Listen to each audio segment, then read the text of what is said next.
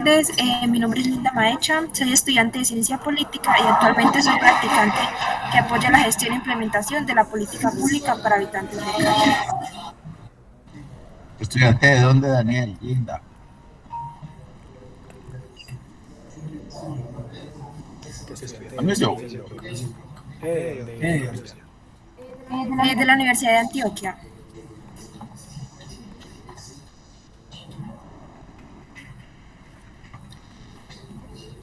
Hola, buenas tardes. Ahí la vemos doble. Sí, es que me tengo que desconectar de uno de los brazos. No sé, de acá. Bueno, mi nombre es María Isabel Pérez Incapié. Soy politóloga, maestra en Gobierno y Políticas Públicas y acompaño el proceso de gestión de la implementación de la política pública social para habitantes de calle de Medellín. Súper. Uy, no.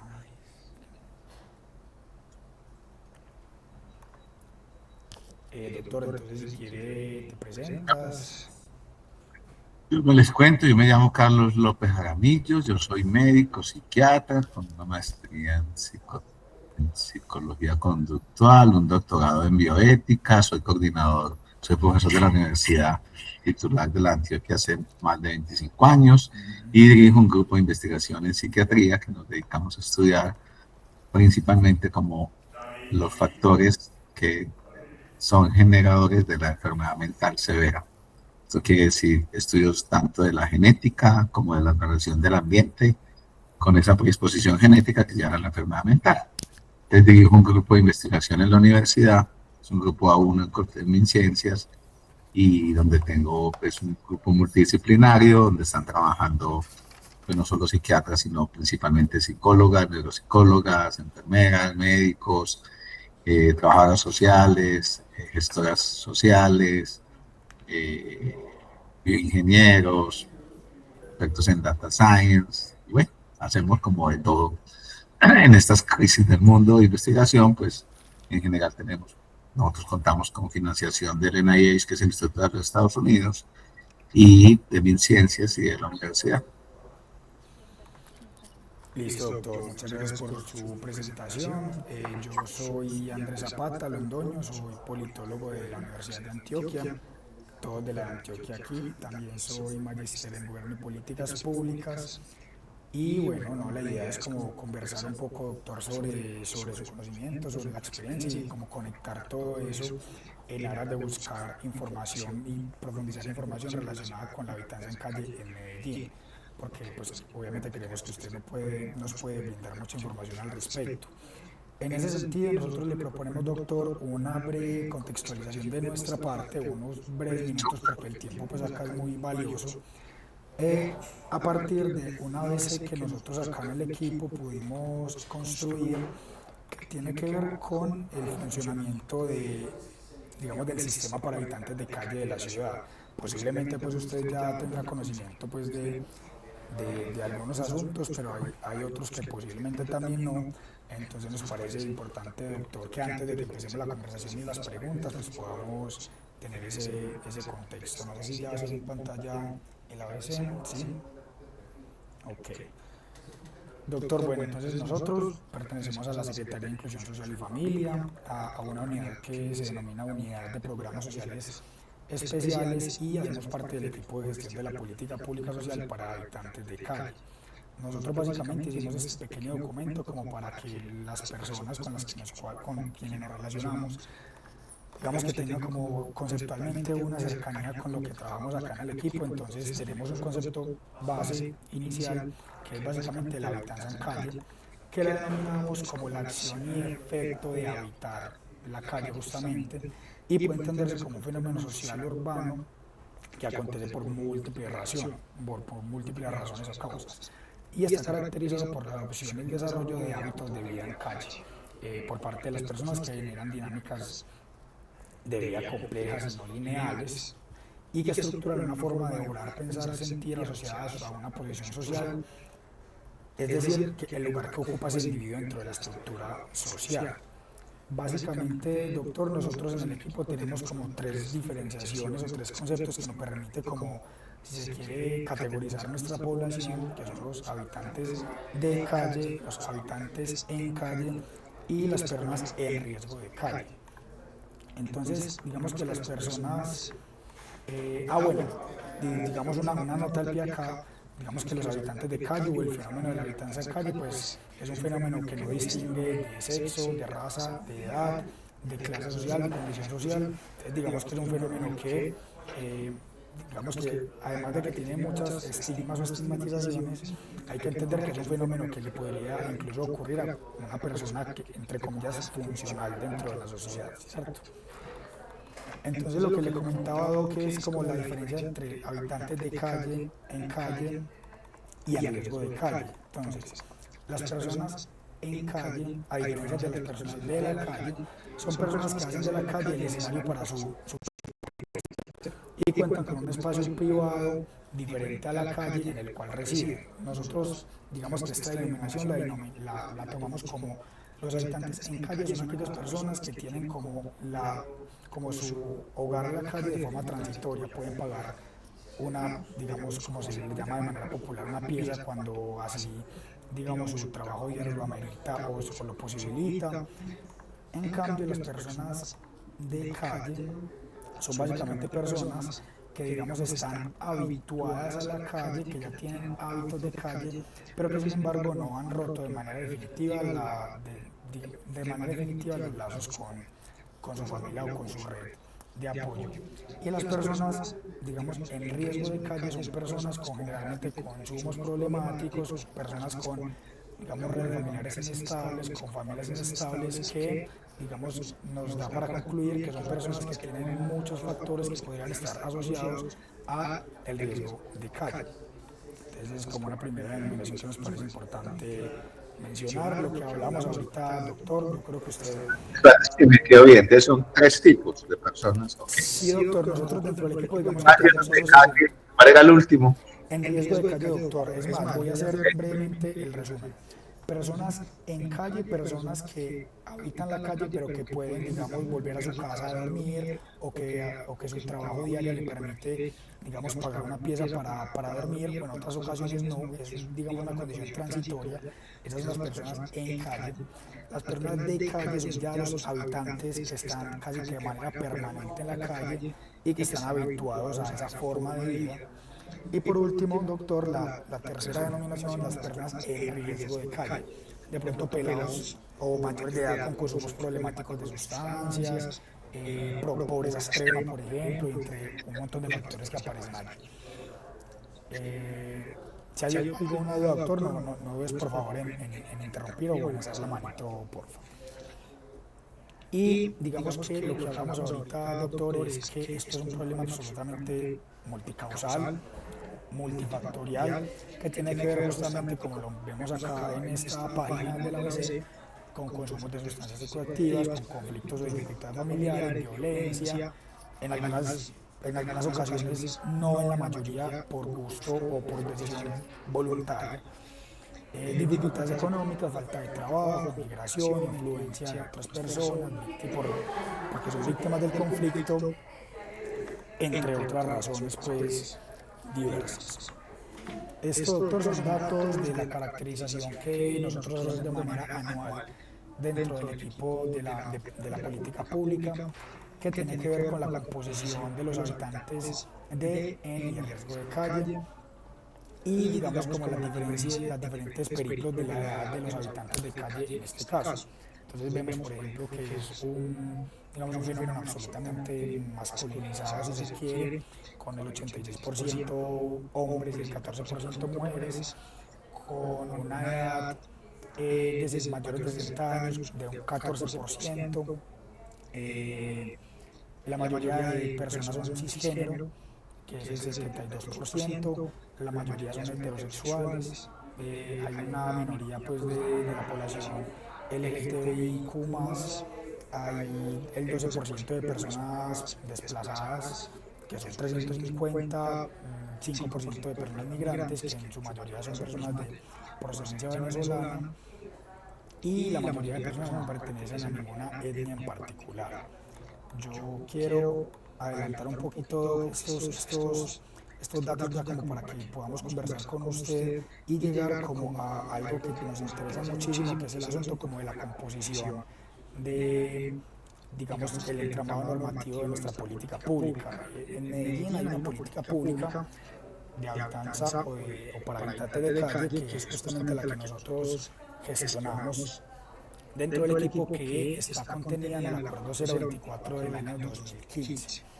Esa política pública constituye como nuestra ruta de acción dentro del equipo y es justamente, doctor, esta política pública la que en este momento estamos en proceso de, digamos, modificar junto con el Departamento Administrativo de Planeación, el DAP de acá del distrito de Medellín. Y justamente nosotros estamos, digamos, en ese proceso de actualización. Entonces, bueno, voy a mencionar brevemente, doctor, acá el asunto de los componentes que integran en nuestro sistema de habitante de calle y ya empezamos a conversar estos 40 minuticos. Nosotros, doctor, dentro del sistema para habitante de calle o para habitantes de calle, tenemos 10 componentes. Entonces los voy a mencionar, son 9 componentes. El primer componente, doctor, es un componente que es intervención en calle, movilización y derivación, que son, doctor, las personas con chaleco azul, que es un equipo enorme de casi 400 personas, que son los que abordan directamente al habitante de calle para ofrecerle los servicios que hay dentro del sistema.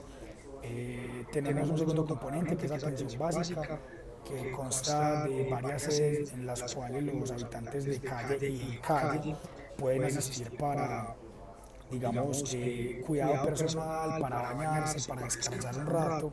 Esto obviamente es un asunto transitorio y digamos que el mayor o el principal, o la principal sede de este componente está en Prado Centro, en un lugar que se llama Centro Día, que es como, digamos, el lugar que tiene la mayor cantidad de cupos para las personas que quieren hacer este tipo de autocuidados.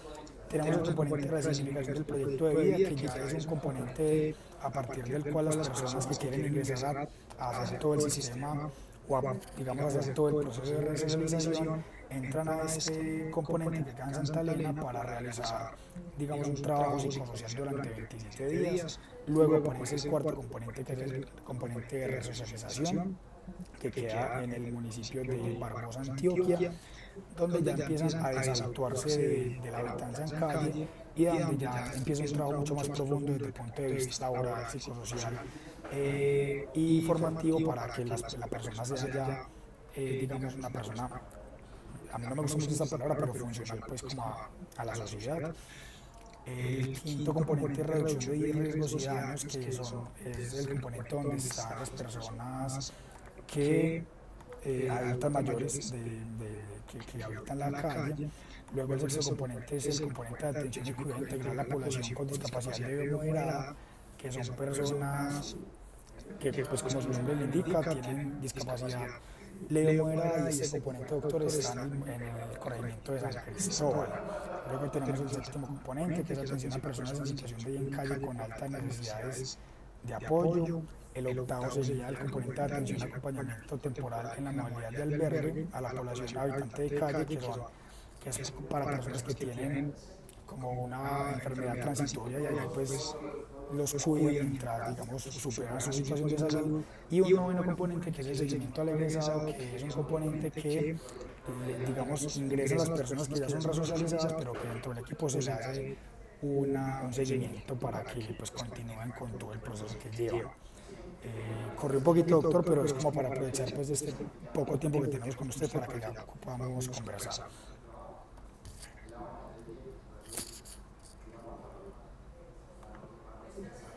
Voy a dar de presentar por aquí. Bueno, no sé, doctor, si en Ya esta aquí. presentación que Vale. No, prende el micrófono. está prendido, digo. Sí, ¿no me escuchan? Está apagado, mira. ¿Y están en donde JM o dónde están? Estamos en la Secretaría de Inclusión. Sí, doctor, por acá. ¿Tú me escuchas, cierto? Regular, pero se le oye. Listo. Bueno, lo primero que quería mencionar, doctor Carlos, es si, o sea, tratamos de hacer una presentación, digamos, muy sucinta, muy rápida, como para generar un contexto muy general, pero quisiera saber si tiene alguna duda o inquietud respecto a lo que le comentó Andrés. No, yo inclusive creo que alguna vez habíamos yo fui jefe del departamento de psiquiatría durante varios años y sé que alguna vez nos habían invitado para discutir sobre este tema, sé que se había hablado como el tema de salud mental, no me acuerdo, ya ni me acuerdo en cuál administración, y veo pues que sí han mejorado pues bastante, pues también tienen una política muy, pues, que, ¿cómo les podría decir la definición? Donde tratan de cubrir todo, ¿sí? Cosa que me parece que en el flow se ha avanzado mucho para lo que yo había conocido ya hace unos años. Eh, el tema que ahí vive, supongo que eso ya incluye en la parte que ahí mencionaron, yo sé que es por temas de tiempo. Ahí todavía están con los programas de atención por parte del hospital mental y estas cosas, ¿o no? Bueno, doctora, y hacer como una distinción, digamos que el distrito tiene una política de salud mental y adicciones, Sí, ¿cierto? Que es una política distinta a esta, que es la política que se encarga de toda la sí, atención a la población habitante de calle, ¿cierto? Bueno, em, eso por un lado, pero pues fundamentalmente queremos un poco conocer, sobre todo en el marco de la experiencia que tiene usted y digamos todo su equipo de trabajo y su grupo de investigación, algunos aspectos que se relacionan ya con la salud mental, pero digamos frente a los retos que tiene esta población habitante de calle. Entonces ya usted nos menciona que en algún momento pues tuvo la posibilidad de conversar sobre el tema con algunas otras personas y me gustaría saber si de pronto dentro del grupo de investigación ha sido alguna vez objeto de conversación o de análisis la población habitante de calle y sus enfermedades mentales. sí, o sea, inclusive, pues ya aquí contándoles como anécdotas, yo empecé, no, porque ya les conté que soy pues, psiquiatra y demás, siempre he estado muy vinculado a la investigación y mi primer trabajo de investigación, yo estaba haciendo mi residencia, estamos hablando de hace 30 años, fue en pacientes adictos a la cocaína y sus derivados, o sea, básicamente a la cocaína y al bazuco. Necesitamos unos pacientes con mucha adicción y ahí coincidió que la unidad que atendía eso en el hospital mental hace mucho tiempo la cerraron, entonces hubo un tiempo que no había atención tanto a esos pacientes, carisma no lo habían creado, bueno, etcétera. Y al final nos tocó, yo trabajé mucho en parte de mi proyecto con pacientes que estaban en la calle, ¿cierto? Casi todos por el tema del consumo. En esa época yo creo que el cambio ha sido bastante lo que han visto. En esa época casi que un porcentaje muy alto de los habitantes de calle sí tenían un problema de drogadicción altísimo, pues, ¿cierto? O sea, mucho más de lo de ahora, con sustancias menos complejas, digámoslo así. O sea, básicamente era el principal, la sustancia que más era responsable de que terminaran como habitantes de calle era el bazuco, ¿sí? O sea, era la sustancia más Más consumida, eso impactos. ha tenido, que era donde tenía más rechazo social, estaba pues asociado también a los inhalantes y demás, pero realmente el que tenía, estaba más pegado a la ilegalidad y a las conductas ilegales de ellos, tenía que ver con el consumo de bazuco, ¿sí? No existían todas las cosas que ahorita tenemos, pues, ¿sí? Si me dicen, o sea, no sé si quieren preguntas específicas en cuanto a uno, si he tenido, porque yo trabajo en colaboración con los hospitales psiquiátricos de la región, ¿cierto? Y en los proyectos que nosotros tenemos, pues vemos en esa parte de todo y hay una combinación importante que creo que hay unos datos ahí que tienen en el hospital mental en su momento, que era el que tenía unos programas en colaboración con el municipio de Medellín y estaban como, medían cuál era la prevalencia de la enfermedad mental fuerte, bueno, que básicamente son la esquizofrenia y la enfermedad bipolar, las dos que son las más comunes. Había un porcentaje importante de pacientes con discapacidad cognitiva, ¿sí? Entonces se juntaba el tema de discapacidad, además, como con esta población, que era la que a veces era más complejo de manejar, ¿sí? Y mmm, lo que todavía yo creo que no tenemos unos datos claros es ese patrón de consumo cómo ha cambiado. Yo creo, y la percepción que yo les decía con mis colegas y demás, es que según los datos que mostraron ahí, que ustedes los tienen pues ya muy bien, pero yo creo que la curva de la edad está siendo más compleja, o sea, yo creo que ha bajado, no sé Andrés si ahí tienes otra vez, pero creo que el porcentaje de gente joven en la calle ha aumentado en proporción a lo que venía antes, o sea que a mí, yo Nosotros recuerdo, tenemos en el promedio, Doc, de la última caracterización, que fue bueno, ya tenemos una de este año, pero datos oficiales aún tenemos los del año pasado, la edad promedio es de 23 años. imagínate, cuando yo hice esa investigación, la edad promedio se acercaba casi a los 50. ¿Sí?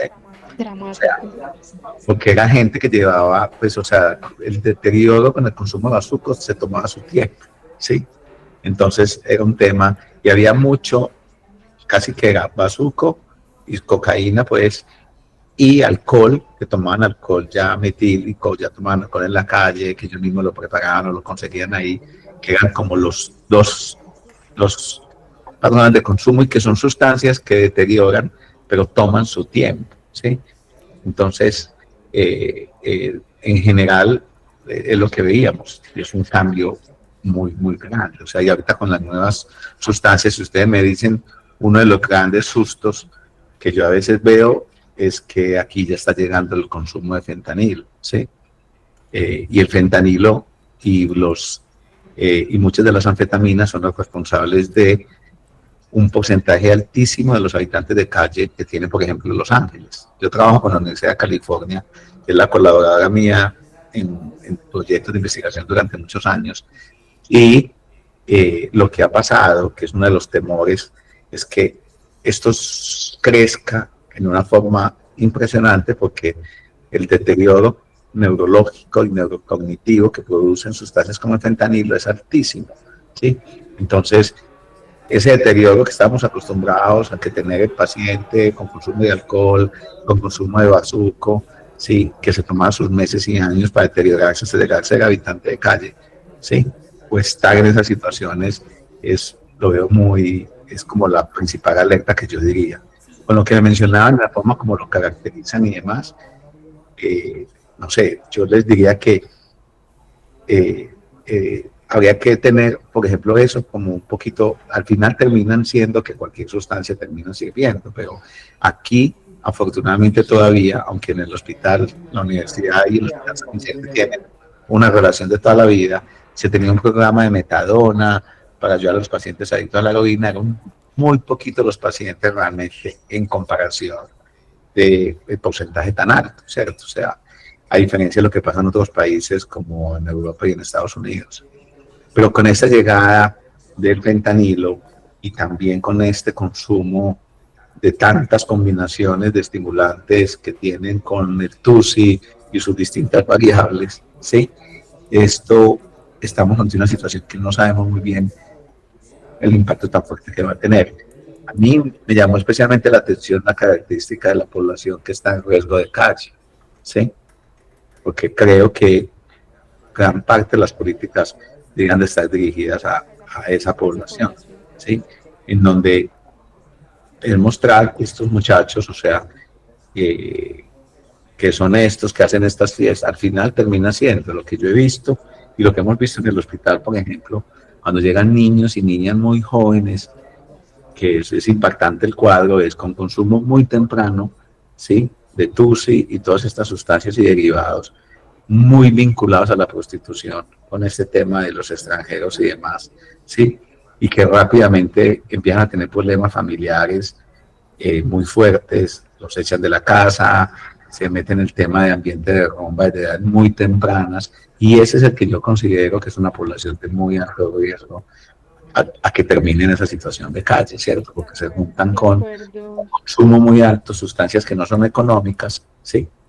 Y que además son muy adictivas y que rápidamente están vinculadas con el tema de fiestas y prostitución. Entonces, esto es lo que nosotros, por ejemplo, en el departamento hemos visto casos de niños y niñas muy jóvenes, ¿sí? Que están ya en temas de prostitución grande antes de los 14 años, pues, ¿cierto? Entonces, es como lo que yo les diría que, porque es que yo veo y me descresta, pues, lo que tienen DAO, porque finalmente tienen todo lo que uno diría, ustedes tienen muy claro que el que se le puede dar vivienda, se le puede organizar, el que tiene formas de atención inicial y demás se le puede dar, y los centros donde se atienden, tratar de hacer inclusión social con esa población. Yo creo que todas esas estrategias que en el mundo y están en las políticas y demás de distintas ciudades y países, pues lo tienen como muy bien definido, pues, ¿sí?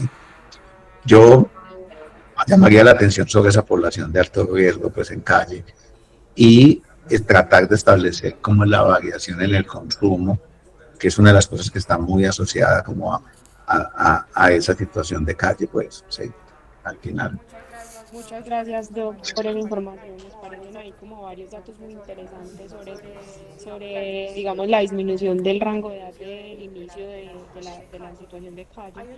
Hay una pregunta, Doc, que nos interesaría mucho como abordar con usted y tiene que ver con qué relación han encontrado ustedes o cómo, digamos, el consumo de sustancias psicoactivas tiene un efecto en el tema de salud mental de la población. Porque, digamos, claramente la población habitante de calle o en riesgo de habitar la calle, pues presenta en la gran mayoría de casos policonsumos y que a veces son crónicos. Entonces, nosotros quisiéramos saber, de acuerdo al conocimiento que ustedes tienen, si hay una relación directa entre esos consumos y la salud mental. Sí, o sea, es un tema fuerte porque al final nosotros, a ver, el tema de nuestra población que está en esas situaciones tan fuertes, complejas, tiene que ver con, si ustedes miran, casi siempre hay un tema de exclusión social alto, ¿sí?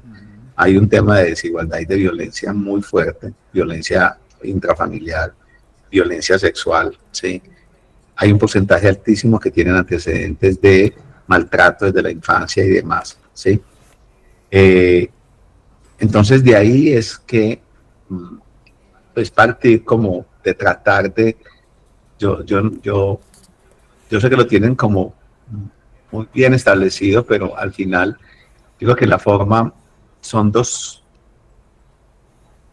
estrategias distintas en donde una cosa es cuando ya alguien tiene una historia muy larga de, como le llaman ustedes, de calle, que ya está, es un habitante continuo y demás, que ya cogió tiene unos hábitos, sí, de calle y demás, y que maneja la dinámica ahí de la calle, en donde ya aprenden un tema de cómo manejar la delincuencia, un tris, de donde saben hasta dónde robar o no, dónde meterse para conseguir su comida y sus sustancias, que básicamente ustedes ven muchos de los que son los menos graves, son los que consumen estos inhalantes para controlar el apetito y el hambre y demás, y el frío y demás, y el dolor que a veces les da, ¿sí?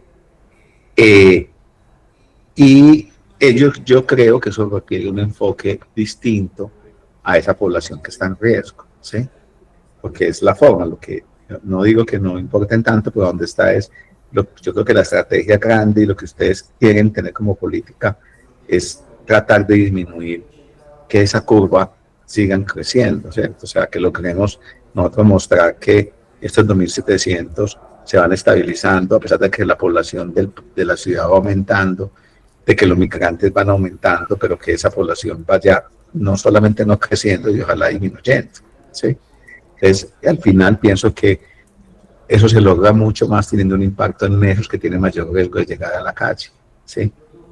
Y pienso que ahí entraría una forma de interactuar con ellos distinta al que ya está en la calle, ¿sí? Y el que tiene una situación de calle ya crónica, ¿sí? Que requiere ya un manejo como en ese aspecto de salud mental diferente, ¿sí? Hay muchos que en verdad tienen problemas de enfermedades mentales complejas, ¿sí? Pero creo que no es el porcentaje especialmente más grande, ¿sí? Y creo que son los que son relativamente fáciles de identificar. Un paciente con esquizofrenia y demás son que es muy desorganizado, con conductas muy desorganizadas, el que tiene una le es mucha dificultad inclusive interactuar con sus mismos compañeros o como se les llame a sus partners de sitio, de calle y demás, ¿sí? Estos tienden a ser pacientes que son el que la gente lo identifica como el típico loquito, ¿cierto? A diferencia de estos otros que sí son capaces de juntarse para delinquir juntos, para hacer cosas, para consumir juntos, ¿cierto? O sea, hay una diferencia grande en ese perfil de pacientes, pues, sí. Pero entonces uno, doc, ahí para aclararme, uno podría decir que el consumo de sustancias psicoactivas crónico puede derivar en enfermedades de salud mental o no hay una Sí, correlación allí. es que el consumo de sustancias crónicas es una enfermedad mental grave, ¿sí? O sea, por definición, la dependencia y la adicción a una sustancia es una enfermedad mental, ¿sí? Entonces, que tiene muchas complejidades ahí detrás, ¿cierto? Es una enfermedad mental que además requiere, entre muchas cosas, que la persona acepte que tiene la enfermedad y quiera hacer ese cambio. Eso es lo que hace complejo. Ella necesita ver cierta introspección de parte de la persona de esto. Eso no es tan distinto como algo. Hay diabéticos que uno diría que cualquier persona que dice que tiene una diabetes entiende lo mismo que no puede comer azúcar. Y eso no es cierto. O sea, hay diabéticos que no son juiciosos y comen azúcar, ¿cierto? O sea, hace más complejo su enfermedad. Digamos que es algo similar. Aquí va de la mano y no se puede sacar. Porque es que lo que yo les diría, y por eso insisto como en esto, es ese enfoque en cuanto a salud mental debe ser más inclusiva. Yo les trato de entender, o sea, explicar. Es que independiente que haya una esquizofrenia, que haya una enfermedad bipolar, que de pronto el psiquiatra lo tenga que ver y darle alguna medicación, que eso es en algunos casos necesario. Independiente que inclusive haya un consumo crónico, ¿sí? Ese paciente igual, si consume crónicamente alcohol y está consumiendo, intoxicándose con frecuencia, hay que tener ciertos cuidados y demás, hay que atenderle, ayudarle, hidratarlo, tratarle las enfermedades que un porcentaje altísimo tienen enfermedades de índole infeccioso, ¿cierto? Entonces, esa atención hay que dárselas independiente de que sabemos que van a volver a consumir comida que está contaminada, entonces que la amibiasis les va a dar al mes, que le hace, pero es que hay que ayudarles a que tengan un impacto menos fuerte en eso. Pero entre otras es que hay que tratar de establecer, yo sé que es una población que termina siendo grande o a veces muy ruidosa entre ciertos aspectos, pero hay que tratar de establecer esas diferencias porque muchos vienen de una disfunción familiar altísima, ¿sí? Entonces, ahí tampoco hay esperanza a cómo van a llegar a incluir, a tener esa inclusión después familiar o social, si antes lo que los llevó a la calle fue de esa disfunción tan fuerte, ¿cierto? Entonces hay varios factores ahí que inclusive muchas de las estrategias, yo no sé, han visto hasta películas y series en donde a veces esas casas en donde una persona decide como aceptar distintas personas a vivir con ellos y demás, y como adoptarlos, sí, son estrategias que terminan funcionando porque hay gente que definitivamente la familia no va a ser la solución, o sea, que involucrar a la familia no siempre va a ser la solución para todo el mundo, sí. Entonces ahí todo va a depender, pero digamos que el llamado es a tener una forma de ver que la enfermedad mental está ahí y es parte, pero todos los otros aspectos de salud mental que tienen que ver con por qué la persona terminó en una situación tan triste y desfavorable y desventajosa y con un sufrimiento tan alto, ¿sí? Pues tiene que ser que pasó por algo. O sea, si ustedes me dicen es en lo que se ha visto y demás, como a veces se piensa la gente que vive en la calle es que quiere estar en la calle y no sé qué y lo disfruta.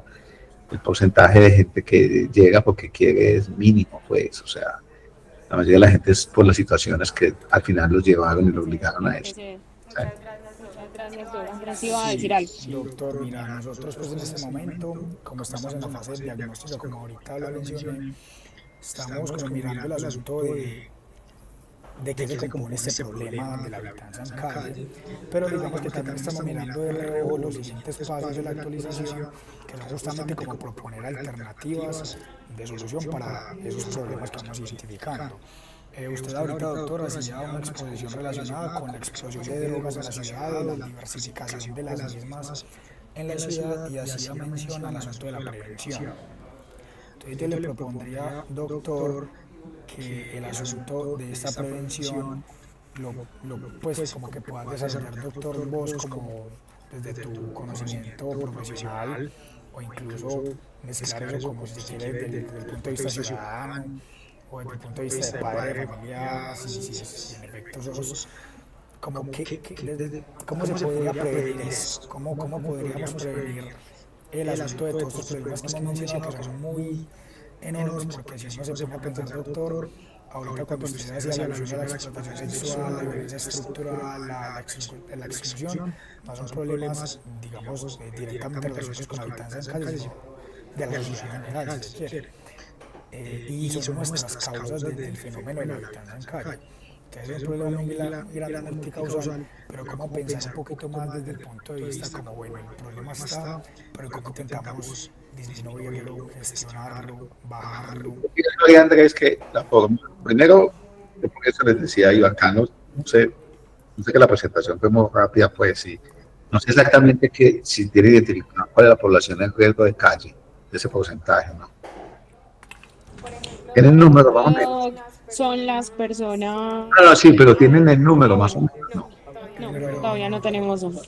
No, porque lo que yo diría es, las estrategias que más funcionan y que han funcionado en casi todas partes es uno, hay que educar, ¿sí? Desde siempre. Entonces esto es una cosa que tienen que incluir inclusive a la Secretaría de Educación y demás, en donde tiene que haber una clara educación a nivel de las escuelas y demás sobre las drogas. Hay que hablar de eso, ¿sí?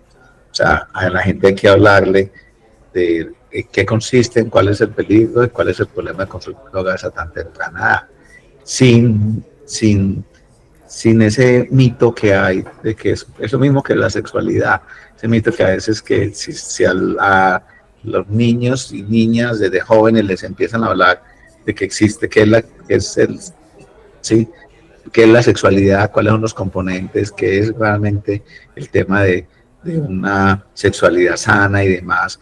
La gente piensa que es que hay una inducción a que los niños vayan a tener sexo más temprano. Y cero que ver con la realidad, todo lo que muestra es que al contrario, cuando se logra esa educación temprana, se alcanza a reducir mucho el embarazo inclusive infantil, pues, o sea, y en adolescentes.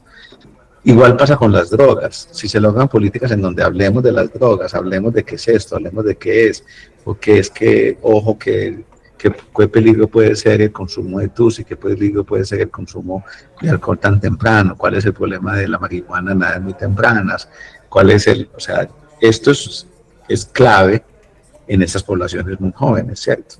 Inclusive el énfasis grande es, venga, ¿cómo podemos identificar esa población que está en riesgo de calle? Entonces, casi que son los pelados que tienen problemas ya de comportamiento, que tienen problemas de disciplina en el colegio desde muy temprano, los que tienen problemas con la policía desde muy temprano, ¿sí? No vinculado directamente, no quiero meterles en el tema que sabemos que la delincuencia pues está ahí de por medio, pero el tema del consumo, yo creo que sí hay formas de que a través de, por decir algo, con la policía de estos de niños y adolescentes y demás, se puedan identificar esos que rápidamente tienen conductas que riesgosas y que llevan a que tengan problemas sociales, ¿cierto? Entonces ahí ayuda a identificar esa población. En los colegios también los profesores y los compañeros son un muy buen filtro, los padres de entender, venga, son los que tienen esos problemas. Y ahí es donde se empiezan a ver políticas de, venga, trabajemos y eduquemos sobre eso. Y en eso que tiene mayor riesgo es lo que yo creo que es donde más trabajo se puede hacer para lograr una disminución de realmente el daño a largo plazo que tienen todas estas drogas en esta población tan joven, ¿sí? Porque eso se va muy unido, lo que les decía. El tema de las drogas de ahora sintéticas, que es un reto no solamente pues, para Medellín, para todas partes, pero especialmente nosotros, que Medellín sigue teniendo esa capacidad de inventar y de ser pioneros en las nuevas modalidades de consumo de sustancias y exportarlas a todo el mundo, ¿sí? O sea, aquí llegó el 2CB, que era una sustancia conocida en Europa y en Estados Unidos, y aquí lo cambiaron o lo adaptaron al medio y lo exportaron, y se vende más el colombiano que el otro, ¿sí? Y con todas las variantes. Entonces, al final, el tema es que estamos enfrentados a una situación que va a ser, todavía no la tenemos muy clara, porque las sustancias, esto va cambiando a una velocidad impresionante, ¿sí? O sea, yo creo que a ustedes no les había tocado oír tanta muerte por fentanilo y demás, que es lo que está pasando, y que ahorita pues los gringos están tan bravos con México y demás, ¿sí? O ver el consumo de metanfetaminas que hay tan fuerte, ¿sí? En Estados Unidos, o la epidemia de los opiáceos que hubo tan fuerte y demás. Entonces, al final, miren que son tipos de consumos que el tema ilegal no es tan ahí como sucedía antes con la cocaína, pero que generan unos daños a nivel social y a nivel de la persona impresionantes. Entonces, yo diría, Andrés, que la estrategia grande es buscar la forma de, venga, políticas de prevención basadas en la educación y en identificar la población de alto riesgo, porque es que si no le trabajamos directamente a esos que sí están, nos vamos a quedar como lo mismo, una profesora diciendo fumar marihuana hace daño y demás, y eso a los pelados no les llega como tal, o si no tomen trago, o la profesora no se siente cómoda hablando del condón. Entonces, al final, eso es un tema que eso no tiene ninguna repercusión. Debe haber más, como inclusive secretarias como ustedes, que haya grupos realmente que vayan a trabajar y que sean los que diseminen como esa formación en esa parte, puede ser. Sí.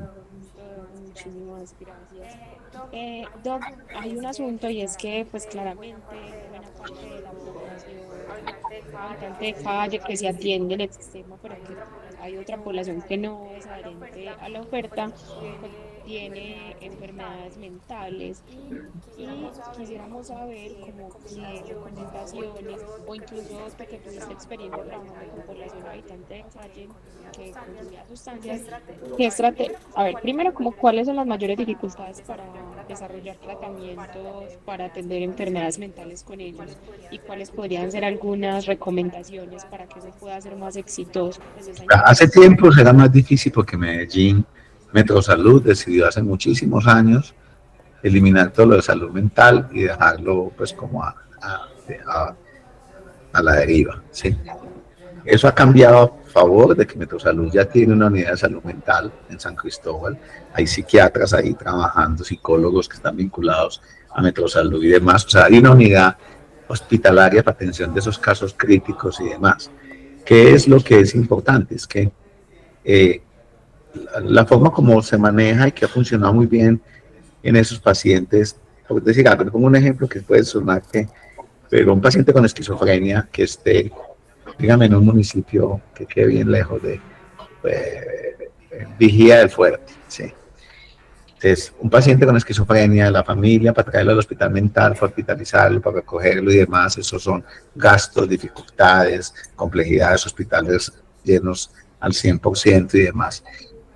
Al final, estrategias como montar el programa de telemedicina que montó el hospital y es llevar al psiquiatra a través de estos sistemas al hospital local, ni siquiera a la casa, ha facilitado mucho que esos pacientes, por ejemplo, ya no tengan que venir hasta Medellín, se puedan atender allá y eso disminuye mucho como la hospitalización, por lo tanto los gastos, por lo tanto el deterioro de la enfermedad y tienen la atención. ¿Qué es lo que yo diría, María Isabel, con una estrategia que podría servir? Es que tiene que ser con Metrosalud, pues esto es Medellín, ¿sí? Hay una unidad de atención específica, hay una unidad de salud mental que tiene ya Metrosalud San Cristóbal, ¿sí? Deben de diseñar una política específica para la población de calle, ¿sí? O sea, es decir, ellos tienen que identificar, porque si ustedes tienen ya 2.700, es relativamente fácil, por decir de alguna manera, identificar los que tienen una enfermedad mental grave, porque los mismos habitantes de calle dicen, no, ¿cuál es el loquito? El que oye voces, el que reporta y demás, y tal cosa. Ellos mismos son los mejores para diagnosticarse entre ellos. Ellos mismos saben cuál es el que toma trago todo el tiempo y ya, y el que le tira de todo y tiene un policonsumo de todo, y quién es el que solamente es esto, y el que es, o sea, tienen ellos mismos, le cuentan a uno, pues en las épocas que yo hice esto, que fue hace mucho tiempo, pero ellos mismos los describen a uno casi que mejor que cualquier médico, cuál es la conducta y el comportamiento del otro, ¿cierto? Y hasta las historias y demás y tal cosa. Entonces, yo creo que uno que debe una estrategia a través de esa unidad de salud mental de identificar a esos pacientes con tener el diagnóstico y buscar programas que vengan cuando sea necesario se hospitaliza, pero lo más común es buscar la manera de identificarlos y que tengan la medicación, ¿sí? Porque eso se las cubre el sistema de salud, que tenga el medicamento, que tenga la adherencia, que tenemos la ventaja que ya hay medicamentos que son inyectables, que se ponen cada mes o cada 3 meses, ¿sí? O sea, que es casi que una visita mensual donde se medica y se sigue, y eso disminuye el daño, ¿sí? Puede que no lo saquemos del todo de la calle, pero disminuye mucho el daño, ¿sí? Y disminuye inclusive el consumo. Es una estrategia con la que se identifica con una enfermedad mental diferente a la dependencia a sustancias, puede ser esa, ¿sí? Y el que tiene esa dependencia a sustancias igual, hay que buscar la forma de reducir el daño, ¿sí? Y tiene que ser una política que esté menos enfocada en juzgar y en buscar la abstinencia al 100%, ¿sí? Que eso es lo ideal, pero eso también en un mundo, eso no es tan realista, pues. Doctor, ¿eso es más o menos lo que se hacía con Karina y con el hospital mental o era muy diferente en esa época? Es que terminó siendo distinto porque al final terminan siendo un contrato que les dan, hacen esta la otra, hacen un programa, en la atenden. Tratan de funcionar, pero no hay esa continuidad, yo les confieso. O sea, el problema es que no están bien organizados y articulados. Al no estar bien articulados se les pierde la gente y demás, entonces no tienen, y eso necesita, pues que no necesita psiquiatra todo el tiempo, que es un recurso muy caro. Eso necesita personal de salud que identifica al paciente, ven y demás, y lo tienen identificado, ya hay muchas formas. Primero que hay países en donde les tienen manillas, ¿sí? Por GPS, y los identifican y ya los buscan y allá le dan la medicación. Y no se juzga, y no se trabaja en esto, y es reducir el daño. Es que una de las cosas es tratar de que esos que están en situación mucho más con mal pronóstico, porque hay pacientes con muy mal pronóstico, y gente que están, habitantes de calle que están en muy mal pronóstico, que les vaya menos peor, que no tengan SIDA, que el cáncer tenga tratamiento, que no tengan esas enfermedades tan fuertes que les terminan dando, que no tengan esas infecciones que se propaguen más, ¿sí? O sea, hay forma de que el día hace que algunos van a seguir, muchos posiblemente siguiendo viviendo en la calle, pero hay forma de reducir mucho el daño, ¿sí? Y eso tiene que tener un programa de atención complejo.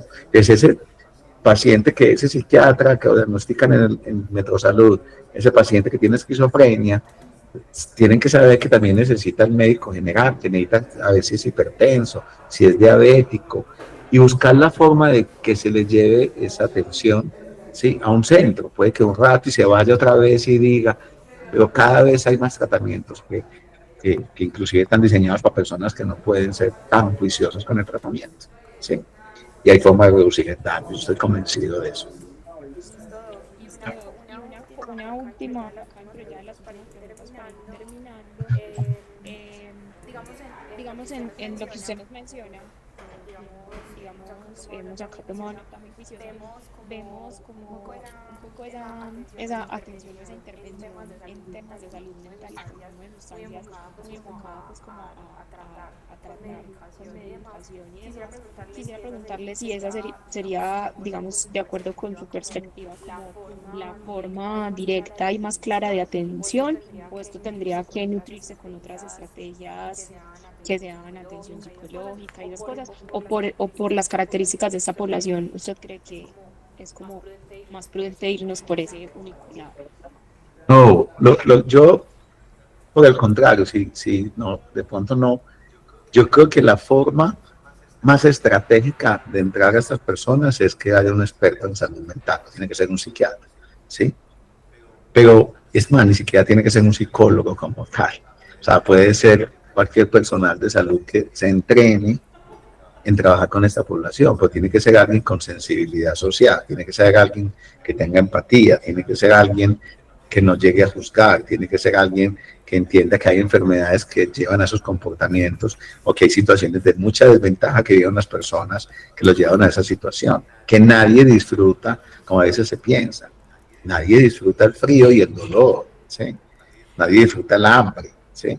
O sea, eso es algo que es muy importante, que ese equipo que atienda esté formado y demás. No tiene que ser el superpsiquiatra, ¿sí? Ni tiene que ser el superpsicólogo.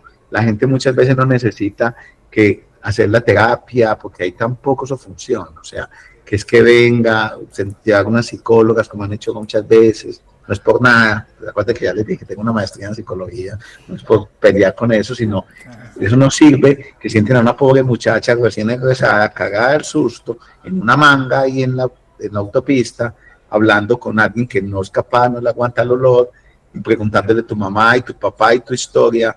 Eso no sirve, o sea, ni hacer esas cosas que salen en TikTok y demás, venga, yo lo voy a llevar a peinarlo y demás y tal otro, y ya está más bonito. Eso no sirve, o sea, la forma que es tiene que ser muy integral, o sea, saber que las situaciones hay que ser sensible en todos esos temas y que la forma de abordar va a ser muy individual de acuerdo a la circunstancia de cada quien, ¿cierto? Y no es lo mismo que tiene una esquizofrenia o el que tiene una adicción muy fuerte o el que realmente es un niño muy joven, una niña muy joven, con muy poca experiencia, que solo le ha tocado maltrato y sufrimiento en esta vida, que la gente que ella ha confiado la ha tratado mal siempre y por lo tanto pues está ahí víctima de todo ese maltrato. Entonces yo diría que lo más importante es que tener un diagnóstico mucho más preciso de cada uno de ellos y de acuerdo a eso se diseña una forma de intervención, ¿sí? O sea, dependiendo de qué tipo de sustancia. No es lo mismo el señor alcohólico de 60 años que toma diario en la calle y demás a el que realmente tiene un consumo, un policonsumo, que le sirve cualquier cosa, ¿sí? Que se pega de lo que sea, que está asociado a conductas muy delictivas y demás, que eso es diferente, ¿sí? Doc, hay un asunto también que acá es uno de los grandes limitantes para la atención y es el tema de la voluntad, ¿cierto? ¿De la qué? No sé si de la voluntad de ellos para acceder a, pues a X o Y tratamiento.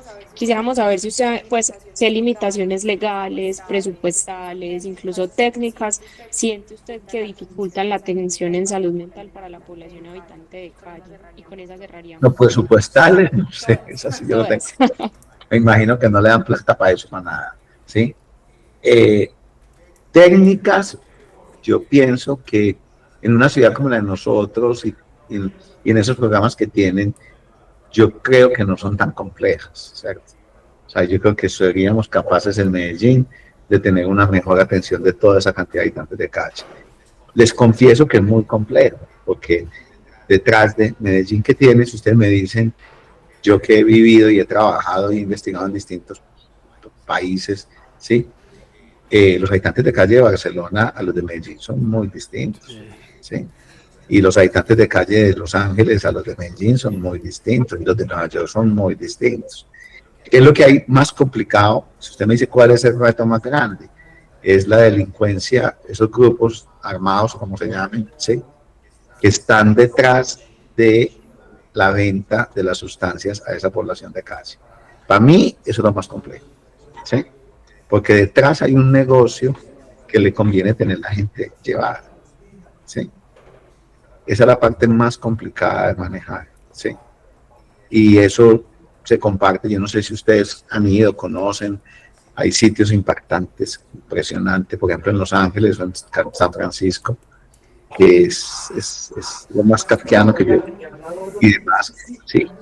Pero al final no hay tantos esos grupos ilegales detrás, o sea, hay, pero no es como acá. Si me dicen, a mí lo que más me parece complejo es que los que han espantado a médicos, enfermeras, trabajadoras sociales de sitios muchas veces no tienen ni siquiera son habitantes de calle, son los que venden las drogas. ¿Sí? De acuerdo, sí. Para mí ese es el reto más grande. Por eso programas de este tipo sin policía no funcionan. ¿Sí? Y que lograr convencer a esos grupos ilegales de que los habitantes de calle no son el mejor negocio, es una cosa, una Es tarea difícil. muy ¿sí?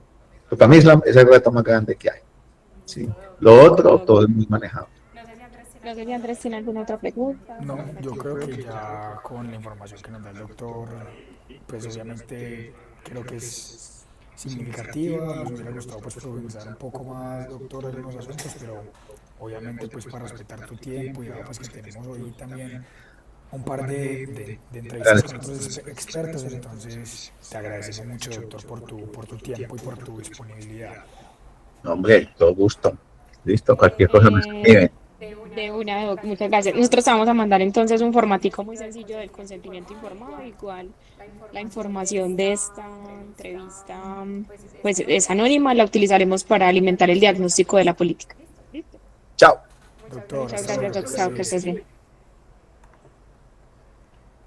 Paremos nuestra grabación.